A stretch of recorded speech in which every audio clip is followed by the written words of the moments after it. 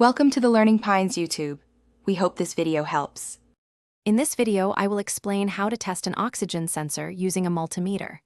First, locate your oxygen sensor.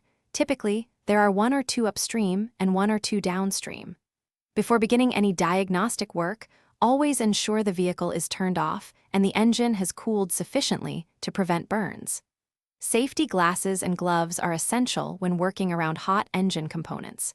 Have your digital multimeter ready, along with a repair manual or wiring diagram for precise connections. To effectively test your oxygen sensor, first, you must locate it within the exhaust system. These sensors are usually threaded into the exhaust pipes. After identification, start your engine and allow it to run for about 5 minutes, ensuring the sensor reaches its optimal operating temperature for accurate readings. Next, carefully turn off the engine and disconnect the sensor's electrical connector, identifying the signal wire according to your vehicle's specific wiring diagram. This step prepares the sensor for multimeter connection. Now, prepare your digital multimeter for accurate measurements. Set the multimeter to the DC voltage scale, specifically selecting the 2-volt range for precise readings of the sensor's output.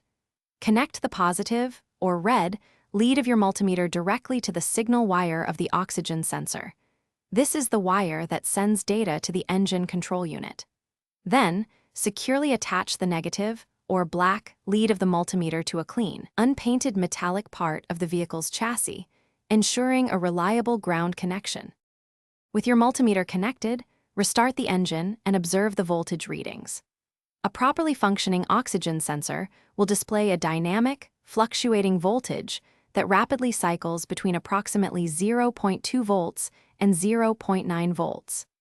This rapid cycling, which occurs several times per second, signifies the sensor is effectively detecting changes in the exhaust oxygen content. If the voltage remains constant or fluctuates very slowly, it often indicates a potential issue with the sensor's performance.